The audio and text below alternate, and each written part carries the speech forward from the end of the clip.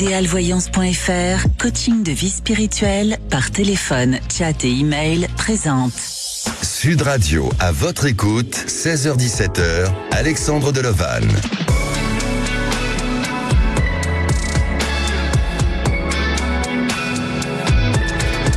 Bonjour à tous, alors bienvenue dans l'émission à votre écoute qui vous accompagne jusqu'à 17h. Vous souhaitez participer à l'émission, c'est le 0826 300 300. Le sentiment de jalousie est une émotion négative, il résulte d'une menace de la part d'un partenaire à la présence d'un rival ou de la perte d'un partenaire, et le sentiment de la jalousie se distingue à celui de l'envie, car l'envie est le désir d'obtenir quelque chose que l'on n'a pas et que quelqu'un d'autre possède, tandis que la jalousie se réfère au contraire à quelque chose que l'on a et que l'on a peur de perdre. Alors si vous avez parmi vos proches une personne qui a tendance à vous rabaisser, à vous humilier devant d'autres personnes, s'agit-il peut-être d'une personne jalouse? Et pour faire face, vous devez apprendre à gérer les critiques qu'on vous fait, ou à employer aussi de l'humour et prendre de la distance pour éviter toutes les pollutions négatives. Le sentiment de jalousie dans l'émission à votre écoute ne fait pas partie de sa déontologie, puisque cette émission est bien pour votre bien-être et vous guider aussi vers un chemin plus serein. Vous pouvez partager vos avis sur le groupe Facebook à votre écoute. Thomas traite en direct tous vos messages et nous sommes aussi en direct live sur YouTube. Aujourd'hui, à la réalisation de l'émission, c'est Benoît au standard, Aude et Zach. Sud Radio, à votre écoute, Alexandre Delevanne. Et avant de donner la parole à Louise, nous retrouvons Thomas du Web. Bonjour Thomas. Bonjour Alexandre, bonjour à tous. Vous allez bien ? Bon, ça va très bien et vous ? Ça va, merci. Alors, est-ce qu'il y a des commentaires sur le groupe à votre écoute sur Facebook ? Et oui, comme souvent, vous êtes nombreux à réagir. Juste avant de nous intéresser au sujet d'aujourd'hui sur la jalousie, j'aimerais revenir sur le sujet d'hier, la langue des oiseaux. Donc, pour ceux qui n'auraient pas forcément écouté, c'est une sorte de langue fictive qui consiste à donner des sens à des mots à travers des jeux de langage. Et on a Daniel qui nous a envoyé un commentaire assez intéressant. Donc, je cite: oui, c'est très ludique et poétique, on peut bien s'amuser avec. Il donne quelques exemples, comme quand on lit mal à l'envers, ça donne l'âme. Ou alors la matière, en un mot, donc l'âme à tiers. Donc voilà, c'est un petit peu subtil, mais... c'est poétique. C'est poétique, voilà, c'est ce qu'on peut dire. Et il nous donne une petite référence bibliographique. Nous avons la chance d'avoir un passionné français qui la popularise. C'est Patrick Boerensteimas qui a écrit un ouvrage sur le langage des oiseaux. Effectivement. Et alors ça y est, on se met sur le sujet d'aujourd'hui, la jalousie. Donc on a Christine, qui alors peut-être nous parle de son expérience personnelle, je ne sais pas, qui dit, je cite, « La jalousie du partenaire détruit toute vie sociale ». Merci Thomas, on vous retrouve tout le long de l'émission pour de nouveaux commentaires ou de nouveaux posts sur le groupe à votre écoute sur Facebook. Allez, la parole est à Louise. Bonjour Louise. Bonjour. Bienvenue sur Sud Radio. Oui, bonjour, merci de m'accueillir dans votre émission. Merci à vous d'être là et je vais vous poser la question du jour. Que pensez-vous de la jalousie et l'avez-vous déjà vécu? Ou est-ce que vous êtes jalouse? C'est une question un peu directe, mais pourquoi pas? Oui. On peut assumer parfois. On peut envier quelqu'un, on peut avoir une petite forme de jalousie. C'est humain, c'est une émotion, c'est normal. Tout à fait. Bon, c'est un sentiment envahissant, je pense, d'insécurité, qui est difficile à maîtriser, qui peut nuire et qui va forcément nuire dans l'équilibre d'une relation. Comme vous le disiez, c'est aussi la peur de perdre. Oui. Bon, personnellement, je n'ai pas été particulièrement confrontée à ce genre de situation poussée à l'extrême. D'accord. Mais vous arrivez à bien l'identifier et à l'analyser. C'est déjà pas mal. Oui. Alors, Louise, vous avez 53 ans, vous habitez Perpignan, vous avez des doutes sur la relation avec l'homme que vous fréquentez. Cet homme, vous l'avez rencontré il y a 1 an sur un site de rencontre et vous avez vécu auparavant 10 ans de célibat. C'est bien ça ? Oui, tout à fait. Et cet homme est un peu peut-être oppressant pour vous puisqu'il aimerait que vous avanciez plus vite dans cette relation, mais vous vous sentez bloqué, vous avez beaucoup de barrières et de limites.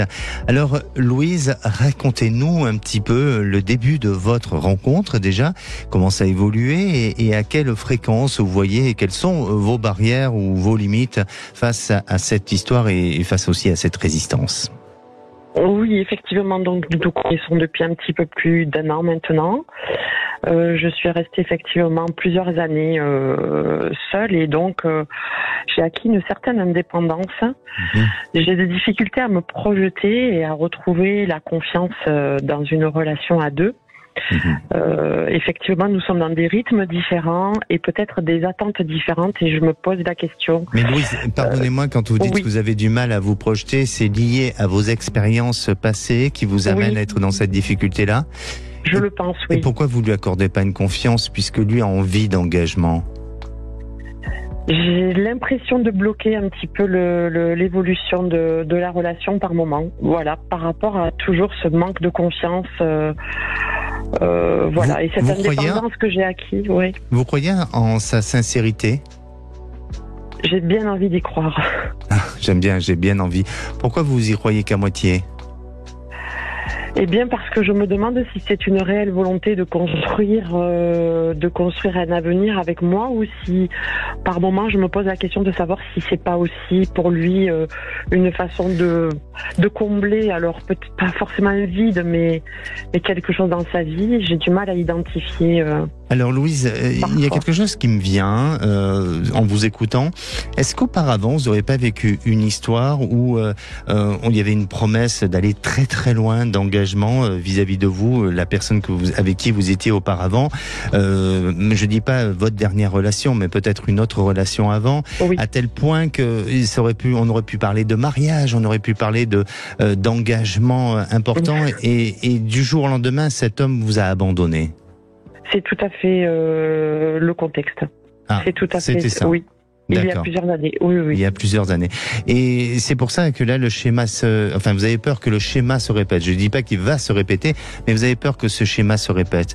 Il faut vraiment éliminer cette pensée négative. Il faut vraiment éliminer et travailler sur ce traumatisme parce que vous avez été traumatisé et peut-être laisser vivre cette histoire normalement sans pour autant la contrôler. Alors je veux pas dire que pour autant vous devez fermer les yeux sur la situation parce que vous avez raison et c'est bien parfois de faire un peu de résistance pour justement faire évoluer les choses au fil du temps et voir quelles sont les possibilités de chacun et de prendre ce temps nécessaire pour s'apprivoiser parce que c'est important. Votre histoire elle n'est pas non plus si ancienne que ça, mais attention, cet homme n'est pas à l'identique des autres hommes que vous avez rencontrés.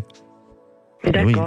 Enfin, par rapport à sa sincérité. Oui. Après, à vous de le tester. C'est pas le mot qui est bien positionné, mais à vous peut-être de prendre ce temps nécessaire qu'il vous montre l'engagement qu'il a vis-à-vis de vous et progressivement d'avancer dans cette histoire. Mais une autre question. Est-ce que vous avez des sentiments vis-à-vis de cet homme? Oui, mais j'ai beaucoup de difficultés à me projeter par rapport à l'avenir. Vous n'arrivez pas à vous projeter on va dire dans 2-3 ans, vous avez du mal à vous projeter? Oui. Alors il faut travailler sur le sentiment. Il faut peut-être identifier quels sont les sentiments. Est-ce que ce sont vraiment des sentiments amoureux ou est-ce que ce sont tout simplement des sentiments d'attachement? Et attention à ça. Maintenant, moi je vais vous dire, de ce que je ressens, bien entendu sur votre réalisation, je sens que cette histoire elle va continuer et que vous allez pouvoir lever un peu ces barrières et avancer progressivement. Mais il va falloir encore du temps et je crois que il va montrer des élans de générosité. Quand je parle de générosité, pas forcément d'aspect matériel, mais des élans je dirais d'engagement vis-à-vis de vous qui vont vous permettre de vous rassurer dans le temps. Et puis ensuite, cette histoire, il faut la construire, mais peut-être tout simplement à vous de faire en sorte de vous préserver un petit peu et de garder cette autonomie, cette indépendance pour pouvoir à tout moment manœuvrer les choses comme vous souhaitez les manœuvrer et ne pas vous sentir piégé dans l'histoire. D'accord. Et là, à partir de là, vous verrez que progressivement, ça va s'éliminer et toutes vos peurs et vos craintes vont s'éliminer. Mais ça demande encore un petit peu de temps. Je dirais que c'est encore au moins entre 6 et 8 mois avant d'arriver à quelque chose de plus rassurant. D'accord ? D'accord. D'accord, entendu, très bien. Alors, rappelez-nous, d'ici 6-8 mois, rappelez-nous pour nous tenir au courant de votre évolution. D'accord, très bien. Je vous remercie. Merci, prenez soin de vous, Louise. Merci. Merci également.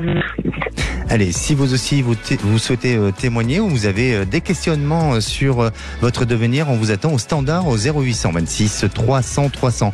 On se retrouve dans quelques minutes avec Lola pour un retour de témoignage concernant sa relation sentimentale. On en parle dans quelques instants et restez à l'écoute de Sud Radio. Sud Radio, à votre écoute, 16h-17h, Alexandre Delevanne. Bonjour et de retour sur Sud Radio. Alors si vous souhaitez passer l'antenne ou témoigner, n'hésitez pas à appeler le 0826 300 300. Allez, on va passer à la minute du saviez-vous. Alors le saviez-vous que je crois que... Attendez, c'est d'abord Thomas. Thomas, vous avez peut-être une révélation à nous faire. Oui, Alexandre, je me base sur une étude qui explique que les femmes sont davantage exposées à des symptômes de détresse et de tristesse, tandis que les hommes, de leur côté, sont davantage susceptibles de ressentir de la colère. Et on y apprend également dans cette même étude que les hommes se montrent plus jaloux en moyenne que les femmes. D'accord, parfait. Et le saviez-vous que les hommes déclarent éprouver une plus grande détresse lors de l'infidélité sexuelle de leur partenaire de vie, alors que les femmes sont plus affectées par l'infidélité émotionnelle de leur conjoint. Allez, maintenant on va retrouver Lola. Bonjour Lola. Bonjour Alexandre, bonjour à toute l'équipe, merci de me recevoir sur votre plateau. Merci à vous. Alors je vais vous poser la question du jour. Est-ce que vous pensez que la jalousie pour vous est quelque chose de difficile à vivre et est-ce que vous l'avez déjà vécu ? Personnellement, je pense que la jalousie c'est seulement le résultat d'un manque de confiance, en soi, du coup qui est répercuté du coup sur quelqu'un d'autre. D'accord. Et qu'en fait, on se détruit nous-mêmes parce qu'on s'aime pas assez ou on n'arrive pas à gérer une situation ou autre. Exactement. Exactement, Lola. Alors, vous avez 28 ans, vous appelez de Paris. Vous êtes passé en mars 2023. Exactement. Voilà, et vous êtes fonctionnaire et depuis 6 ans. Pour vous, c'est une vocation. Vous êtes très sportive et vous aimez l'adrénaline. Vous n'avez pas peur du danger et c'est pour ça que vous faites ce métier. Mais ces derniers temps, vous avez eu pas mal de problèmes. Vous avez perdu des êtres chers. Vous avez eu aussi des soucis avec votre compagnon avec qui vous étiez depuis 3 ans. C'est bien cela, hein ? Oui, c'est ça, c'est exactement ça. Et à la suite de tout ça, vous avez fait une dépression et aujourd'hui vous avez d'autres projets sur votre existence. Alors racontez-nous un petit peu ce que vous avez vécu ces derniers temps, toutes ces difficultés, aussi des difficultés que vous avez eues avec votre compagnon et qu'est-ce que vous envisagez de faire ? Et bien, du coup, donc effectivement, j'ai fait une dépression en fin d'année dernière qui a quand même duré une petite année. Donc avec mon conjoint, ça n'avait pas été facile. Enfin, mon conjoint de l'époque, puisque nous avions quand même 15 ans d'écart, avec des projets de vie totalement différents, étant donné qu'il avait déjà des enfants et que moi j'en voudrais éventuellement. Donc c'était une relation assez tumultueuse et en fait à la fin de ma dépression j'ai décidé de faire table rase pour aller mieux et d'enlever tout ce qui était négatif autour de moi. Donc bien évidemment que même s'il m'apportait beaucoup de choses, il m'apportait aussi énormément de négatifs. Oui. Donc j'ai décidé de faire le vide et de faire table rase. Et le destin m'a mis sur le chemin de mon premier chéri quand je suis arrivée à Paris. Et c'est vrai qu'on a renoué depuis 1 ou 2 mois, donc j'avoue que je sais pas trop où ça va. Mais j'ai décidé de pas me prendre la tête, de me laisser guider parce que je suis quelqu'un de très stressé. Et je veux plus faire de plans sur la comète, j'ai plus envie de questionner une autre personne pour savoir ce qu'elle ressent pour moi. Est-ce que c'est par peur, est-ce que c'est par crainte, est-ce que c'est parce que je suis perdue moi-même? Je sais pas trop. Et puis il y a toujours cette notion de est-ce que je vais muter ou pas, qui fait que j'ai du mal à m'engager sérieusement à Paris, même si des fois j'en aurais envie ou pas. Donc voilà, c'est vrai que je suis encore un petit peu perdue, mais le moral ça va quand même beaucoup mieux. Bon, ça donc, c'est déjà important. Vous êtes fait accompagner pour justement cette dépression? Oui, j'ai été accompagnée par des professionnels de santé et là j'ai repris à mi-temps thérapeutique depuis 2 mois. D'accord. Et vous-même, vous avez des activités personnelles pour justement un peu vous échapper à autre chose qu'au stress du quotidien? Je fais beaucoup de sport, je fais de la méditation. Voilà, je vois mes amis, je fais souvent des balades avec mon chien dans le bois. D'accord. Oui, j'essaye de me stimuler au quotidien quand même. Alors, vous nous avez dit que vous êtes revenu avec votre premier amour, c'est ça ou... Oui, c'est ça. Pour quelle raison vous étiez séparés auparavant ? On va dire qu'on s'est connus, on va dire un peu au mauvais moment, que j'étais quand même très immature de par mon passé et que à 22 ans, je devais en faire 16 et que du coup fatalement il y avait un écart d'âge. Bon, après chacun avait ses torts et tout ça, mais moi je me suis quand même remise en question et je pense que j'étais trop immature pour me lancer dans une relation où j'imaginais un futur, un foyer, une famille. Parce que vous étiez séparés depuis combien de temps ? Et ça faisait 4 ans qu'on était séparés. Et aujourd'hui, est-ce que vous avez retrouvé ce même sentiment qu'avant ? Est-ce qu'il y a une véritable retrouvaille ou est-ce que vous êtes aussi réconciliés vraiment tous les deux ? On s'est toujours donné des nouvelles. Malgré qu'on avait un conjoint, mais c'est vrai moi personnellement, j'ai pas retrouvé les débuts avec la palpitation du début. Ça a été comme une relation amicale et amoureuse très forte. Mais comme si ça s'était jamais arrêté. Il n'y a pas tous les débuts où on essaie de chercher, se séduire. D'accord.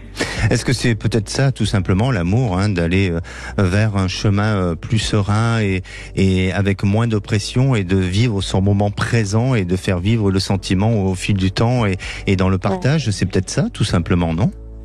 Oui, sans prise de tête. Sans prise de tête, effectivement. Et professionnellement, donc, vous envisagez un changement. Quel est exactement ce changement que vous souhaitez ? J'aimerais beaucoup retourner dans ma région natale, donc à Bordeaux. D'accord. D'ailleurs, on salue tous les Bordelais et les Bordelaises. On m'avait vu éventuellement une petite ouverture de mutation en début d'année 2024. Oui. Là du coup il y a une commission qui est passée en fin d'année. Ils n'avaient pas reçu mon rapport comme quoi j'avais bien repris le travail parce qu'on n'a pas le droit de muter en arrêt maladie. Et là du coup je suis toujours en stand-by. Donc voilà, D'accord. Et vous êtes en attente. Mais en tous les cas, votre intention, c'est de repartir sur Bordeaux. Oui. Vous allez y arriver. Vous allez y arriver. Et j'ai l'impression qu'à partir de ce printemps 2024, il y a des prises de décision ou peut-être qu'il y a des nouvelles affectations qui vont pouvoir se faire. Mais je sens qu'il y a un potentiel et une ouverture qui s'annonce à partir de ce printemps 2024. Alors, je dis pas que vous allez déménager au printemps, mais la réponse où il y a une évolution de votre demande de mutation où là, on dirait qu'on s'approche du but et on s'approche d'un potentiel de changement au courant de ce printemps. Ça pourrait vous paraître possible ? Ah oui. Bon. Eh bien, écoutez, pour moi, je sens que vous allez le faire et ça vous permettra de vous réinstaller dans une nouvelle vie et puis peut-être d'envisager aussi de continuer votre histoire avec votre compagnon parce que je sens que cette histoire est amenée peut-être aujourd'hui à se construire et à devenir beaucoup plus mature. Merci Lola pour votre intervention et votre témoignage. Merci beaucoup pour votre émission, c'est génial. Merci à vous, prenez soin de vous. Vous de même, au revoir. Alors si vous aussi, vous posez des questions sur votre devenir et si vous souhaitez témoigner à l'antenne, c'est le 0826 300 300. Ne bougez pas, on revient dans un instant avec notre prochaine auditeur, c'est Charles. Pour un retour de témoignage, il s'inquiète sur son avenir après 20 ans de vie commune et il faut réparer tout ça. Est-ce qu'il va retrouver un équilibre et une sérénité ? On en parle dans quelques instants et restez à l'écoute de Sud Radio. Sud Radio, à votre écoute, 16h-17h, Alexandre Deleval. Sud Radio, à votre écoute, 16h-17h, Alexandre Deleval. Et de retour sur Sud Radio, alors il est bientôt 16h30, vous pouvez aussi nous suivre en direct live sur YouTube et soyez nombreux à réagir et à poster vos commentaires sur le groupe de Facebook à votre écoute. Si à présent vous voulez témoigner ou réagir dans l'émission de demain, ça sera sur le sujet des excès en tout genre. N'hésitez pas à appeler le 0826 300 300, Aude au standard vous attend. Pour revenir sur le sujet du jour, je rappelle que Dans la jalousie, on distingue deux formes de jalousie. Il y a la jalousie normale, le fait d'être jaloux dans la relation présente, et vous avez la jalousie pathologique, le fait d'avoir tendance à être jaloux à travers toutes les relations ou toutes les situations. La jalousie pathologique implique une menace imaginaire avec des suspicions paranoïdes au niveau de frustration élevée et parfois avec des comportements un peu de détective. Et la jalousie se définit en 3 dimensions. Vous avez la jalousie cognitive, émotionnelle et comportementale. La jalousie cognitive comporte les inquiétudes paranoïdes et les doutes d'une personne à propos de l'infidélité de son partenaire. La jalousie émotionnelle comporte les réactions affectives suscitées par la menace réelle ou imaginaire de la relation. Et la jalousie comportementale combine les 2 dimensions précédentes, c'est-à-dire les comportements de détective, de surveillance, d'inspection des affaires personnelles qui en font partie aussi. Alors il existe des moyens d'apprendre à contrôler la jalousie si on se rend compte qu'elle nuit à notre bien-être et celui de l'autre. Il s'agit de comprendre quelle est son histoire et quelle est l'origine de cette jalousie. Les thérapies cognitives comportementales, c'est-à-dire les TCC, sont recommandées car elles permettent une réflexion autour des mécanismes cognitifs et la mise en place de stratégies comportementales adaptées, expliquent beaucoup de professionnels dans ce métier-là. Allez, la jalousie, c'est aussi une émotion qui vous traverse et que vous pouvez par vous-même la repérer, la comprendre, puis la rationaliser. Et si à présent, on écoutait Charles. Bonjour Charles. Bonjour Alexandre, merci de m'accueillir dans votre émission. Bienvenue sur Sud Radio. Alors Charles, je vais vous poser la question du jour. Est-ce que vous pensez que vous avez été déjà victime ou peut-être jaloux d'une situation, et est-ce que vous l'avez déjà donc vécu?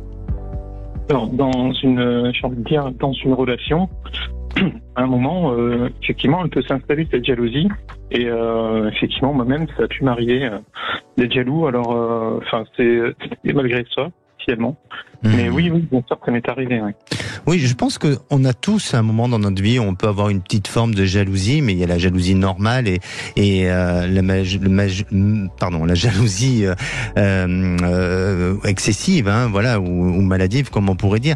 Mais ça nous arrive à tous à un moment donné, peut-être d'avoir cette petite forme de jalousie. Il suffit tout simplement d'en prendre conscience et de la contrôler pour pas que ça devienne excessif et maladif. Alors, Charles, vous avez 45 ans et vous travaillez dans le secteur de la maintenance dans les Landes. Et vous êtes passé à l'antenne en mars 2023, c'est bien ça ? C'est exact, exactement. Voilà. Et à cette période, vous étiez inquiet sur votre avenir. Après 20 ans de vie commune, vous étiez en pleine rupture avec votre ancienne compagne. Cette compagne, vous l'avez rencontrée en 2003. Votre vie de couple a été difficile avec beaucoup de changements, de bouleversements. Et en 2010, un événement tragique a eu lieu. Ça a affecté mentalement votre compagne puisqu'elle-même va tomber dans la dépression. Heureusement, elle s'en sortira de cette dépression grâce à votre soutien, et ce soutien émotionnel va vous laisser malgré tout quand même quelques séquelles puisque vous avez porté tout le poids de la dépression de votre ex-femme, le deuil et le sentiment que votre ex-compagne n'avait pas fait preuve aussi de reconnaissance. Vous avez accumulé beaucoup de colère et d'autant plus qu'en janvier dernier, vous avez vous êtes aperçu qu'elle avait une relation cachée. Alors, Charles, je vous avais dit quoi lors de votre dernier passage ? Alors, vous m'aviez vraiment conseillé dans le sens me dire qu'il fallait un peu laisser aller, que en fait il fallait me faire accompagner, et c'est une chose que j'ai faite. Oui, j'ai vraiment écouté votre conseil. Ouais. Comment vous avez fait pour aller vers cet accompagnement-là ?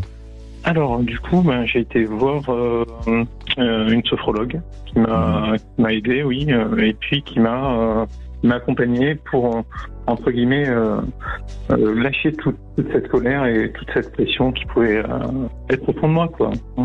D'accord. Aujourd'hui, vous vous sentez mieux ?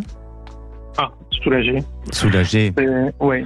Et cette colère, elle a disparu ?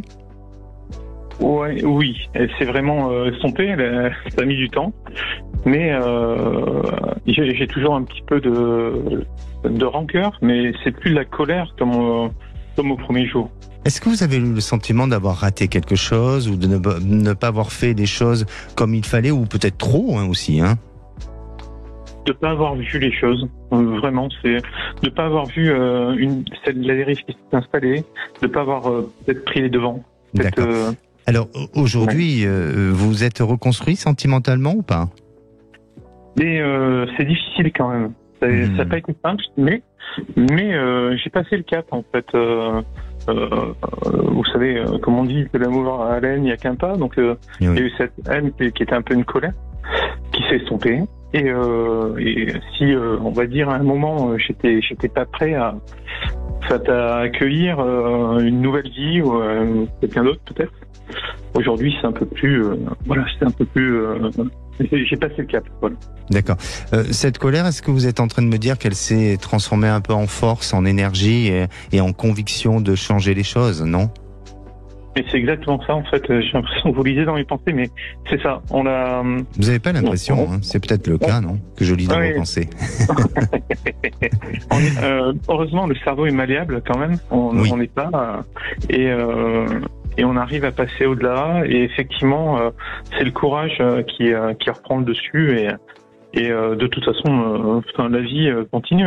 Bien sûr. Alors, quel est votre questionnement aujourd'hui et que puis-je pour vous?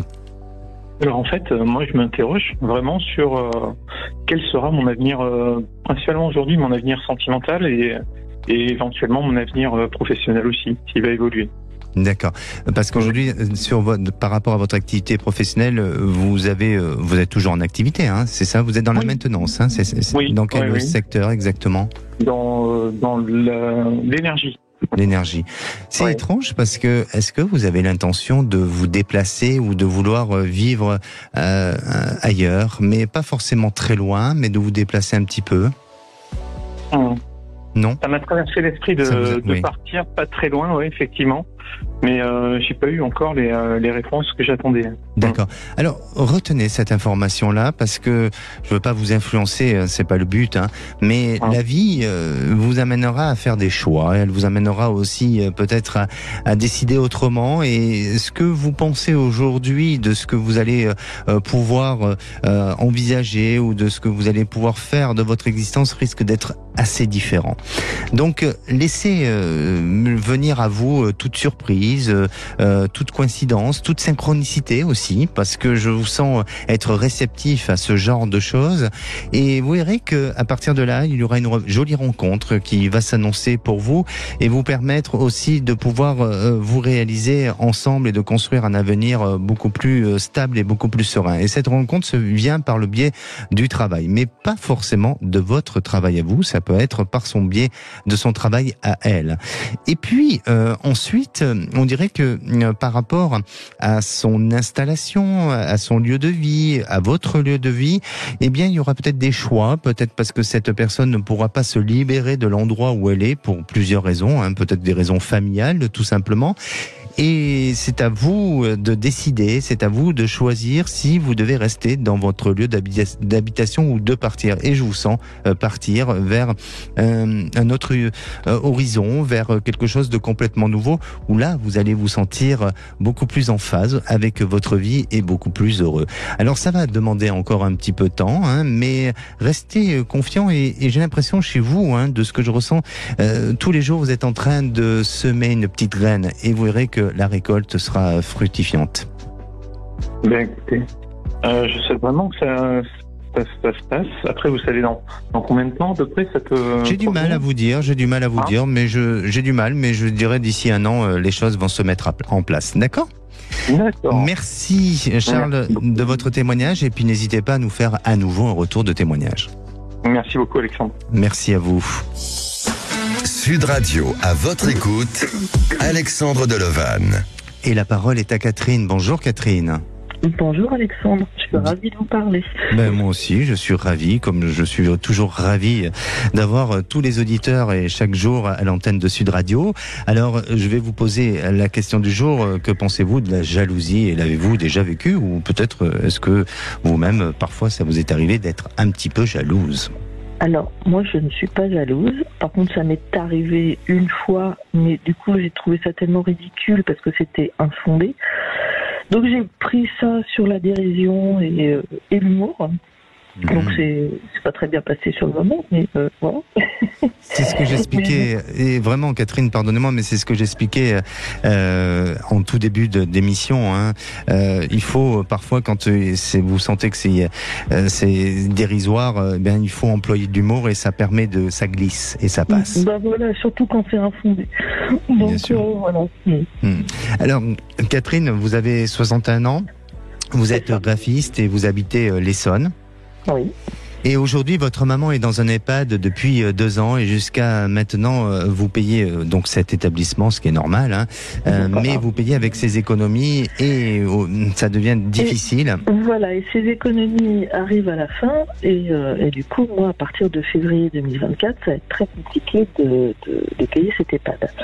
Donc j'ai mis en vente depuis novembre 2022 la maison où elle habitait. Donc il y a eu un compromis signé il n'y a pas très longtemps et j'ai appris hier en fait que ce compromis était fort compromis parce qu'en fait le couple qui désirait acheter la maison n'ont pas eu leur prêt. D'accord. Donc là je recommence à zéro, mais je commence à m'inquiéter parce que l'échéance de février-mars 2024 arrive à grands pas et que sans la vente de cette maison je vais être un petit peu embêtée, quoi. Oui.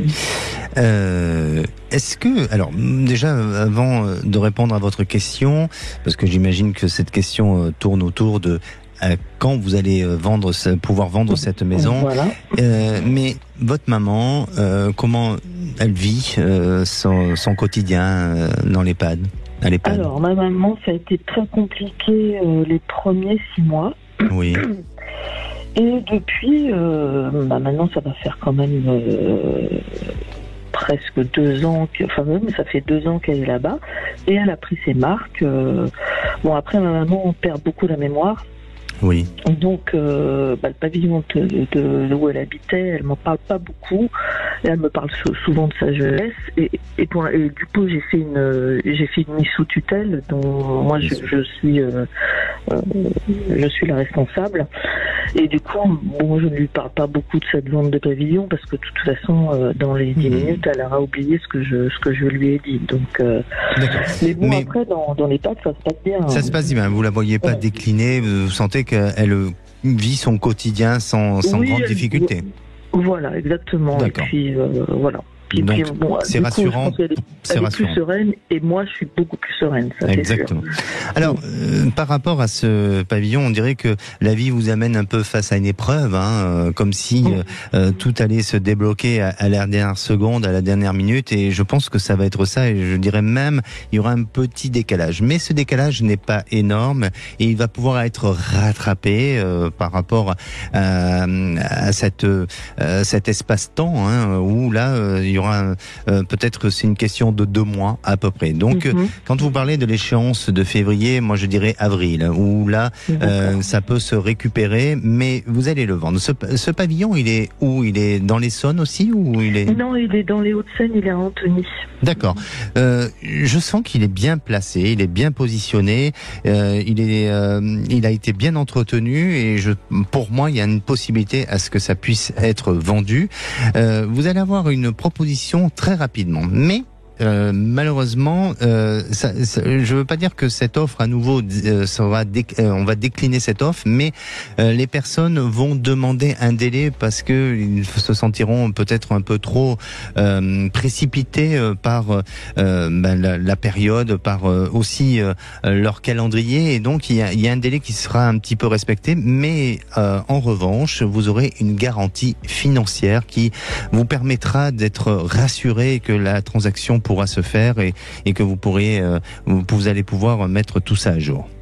D'accord, ok. Donc vous voyez ça, vous vers avril. Oui. Je pense que les choses vont se conclure sur le courant du mois d'avril, mais vous me parlez de février, entre février et avril, en tous les cas, les choses se mettent en place. Mais ce qui est certain, c'est que vous allez avoir une proposition. On dirait d'ici la fin de l'année, il y a peut-être une opportunité, une proposition à venir. D'accord ? D'accord, ok. Eh bien, je vous remercie beaucoup. Merci pour votre témoignage et prenez soin de vous, Catherine. Merci, vous aussi. Au revoir. Merci. Et si vous aussi, vous avez besoin de mon ressenti et d'être accompagné dans votre évolution de vie, n'hésitez pas à appeler le 0826 300 300. On se retrouve dans quelques minutes avec Eric. Eric est épuisé de ne pas pouvoir trouver un équilibre sentimental. Alors ne bougez pas, on en parle dans un instant et c'est sur Sud Radio. Sud Radio, à votre écoute, Alexandre Delevanne. Sud Radio, à votre écoute, 16h-17h, Alexandre Delevanne. Et de retour sur Sud Radio pour cette dernière partie avant de retrouver les vraies voix présentées par Philippe David et Cécile de Minibus. Alors il vous reste quelques minutes pour passer à l'antenne de Sud Radio. Et avant de retrouver Eric, retour vers le web. Alors Thomas, est-ce que ça réagit un petit peu ? Et oui, vous êtes toujours nombreux à réagir en direct sur la page Facebook à votre écoute. On a par exemple Luigi qui associe la jalousie dans le couple à la destruction. Je cite, c'est une situation infernale pour chacun. Celui qui est jaloux se torture et torture aussi celui ou celle avec qui il vit. C'est l'enfer, mais on peut s'en sortir. Au final, la confiance en soi, en l'autre, prend le dessus et vient harmoniser toute relation. On a un commentaire de Maris qui arrive à l'instant, qui revient un petit peu sur son expérience. J'ai vécu une relation avec quelqu'un de très jaloux, excessif, voire maladif, je pense. Il voulait me contrôler sans arrêt. Je devais lui montrer mes tickets de caisse quand je faisais les courses, pour voir l'heure, faire des photos du lieu où j'étais, quand il m'appelait. Seul chez moi, quand il m'appelait, il entendait parler mon amant. Donc, ah oui, voilà, effectivement, c'est profond. Et elle précise, horrible ce genre de personnage. Oui, c'est horrible et je pense que ça peut nous laisser des traumatismes et ça peut être difficile à vivre au quotidien, ça c'est certain. Ah, j'en doute pas. C'est pour ça qu'il faut avoir aussi un bon entourage pour en parler et puis se faire aider dans ce sens-là. Alors, je vais vous donner, merci Thomas, et vous êtes toujours là en train à l'affût de tous les messages qui peuvent arriver sur le groupe. Et je vais vous donner les 5 clés pour détecter la jalousie. Alors, la première, le jaloux ne partage pas vos moments de bonheur. Le jaloux jubile aussi quand vous faites des erreurs, lorsque vous échouez ou quand vous êtes dans une mauvaise situation. Certains auront le courage de vous le montrer clairement. Par contre, d'autres se réjouissent secrètement. Le jaloux ne supporte pas qu'on vous complimente. Le jaloux est obsédé par vous. Une personne jalouse met tout en œuvre pour s'informer sur vous et ce que vous faites aussi. Et puis, le jaloux peut devenir agressif avec vous sans aucune raison qui puisse le justifier. Il vous agresse verbalement en public. Il fait des tonnes pour de petites choses. Alors, à vous après de prendre du recul et de vous écarter de tout ce genre de personnages. Et la parole est à Eric. Bonjour Eric. Bonsoir Trina, bonsoir Alexandre. Ah non, Trina n'est pas là. C'était seulement Alexandre. Voilà, oui. Excusez-moi, je vais pas la radio, c'est pour ça. Non, depuis quelques semaines. C'est pas grave. Bon, écoutez, voilà, on lui envoie le bonjour. Donc, alors vous êtes livreur à Strasbourg. C'est bien ça. Vous avez 44 ans.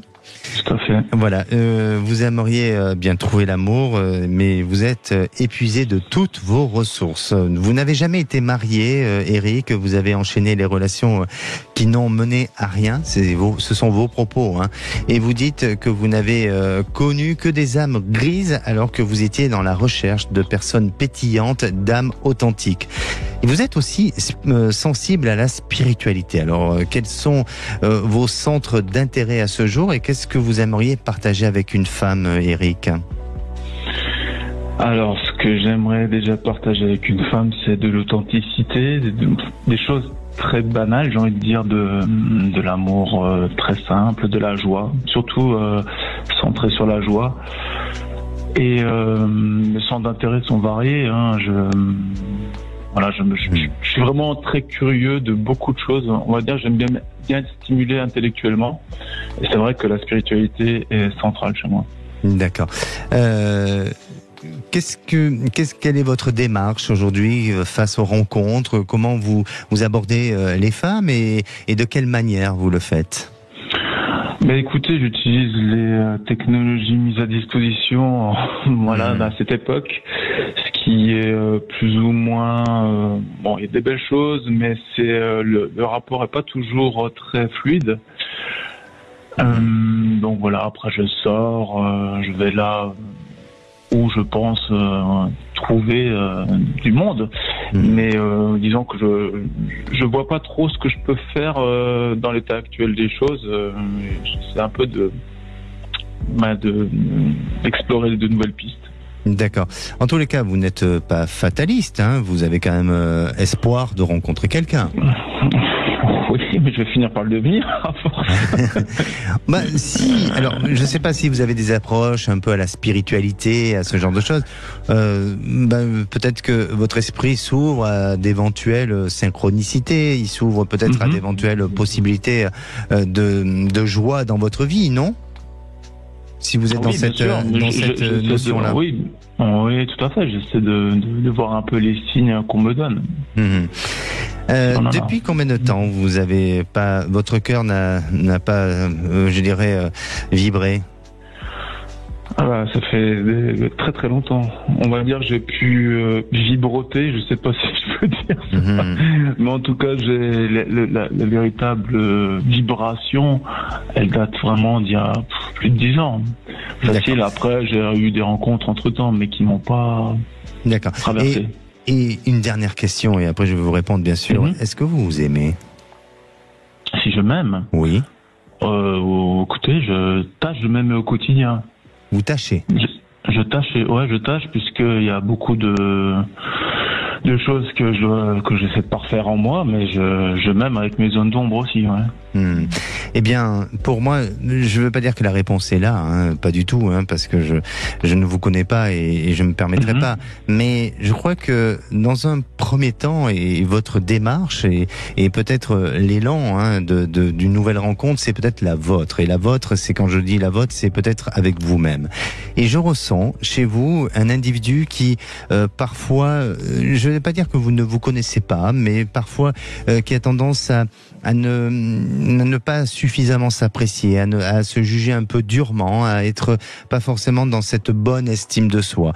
Et j'aurais tendance à vous dire, hein, et pardonnez-moi de vous parler ainsi, mais soyez un peu plus dans cette notion d'amour de soi, parce que je vous sens aujourd'hui être dans cette notion de fragilité. Et vous verrez qu'à partir de là, en faisant du lâcher-prise avec la possibilité de rencontre, ça ne veut pas dire pour autant que vous ne devez pas rencontrer quelqu'un, mais en faisant cette notion de lâcher-prise, vous allez rencontrer quelqu'un.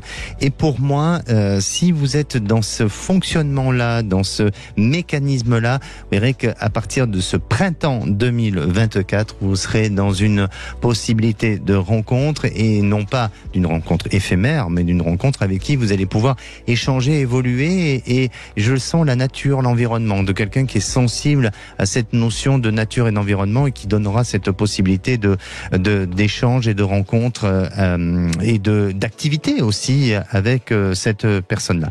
Donc, restez confiants sur l'avenir, d'accord? D'accord.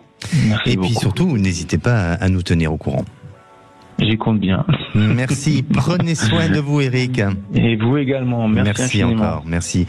Merci. Et pour conclure, je dirais, le sentiment de jalousie cache souvent une mauvaise estime de soi. Alors, merci Thomas. On vous retrouve prochainement.